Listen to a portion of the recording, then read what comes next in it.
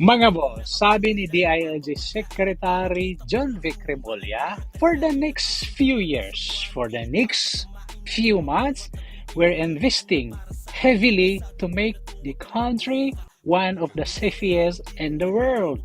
Wow! Ang ganda ng plano mo, ang ganda ng layunin mo bilang DILG Secretary. Pero, ito yung masasabi ko, ay anong sabihin mo sa amo mo? Na unahing ipakulong ang mga buhaya nandyan sa kongreso na inubos yung pera ng taong bayan. Yung mga putang inang mga buhaya nandyan sa kongreso, ipakulong dahil hindi kami safety. Unahin nyo na ipakulong yan. Okay? Dahil sabi mo na maraming mga droga na huli ang Marcos administration compare dati sa Duterte administration dahil siyempre dumami ang mga drug lord at mga addict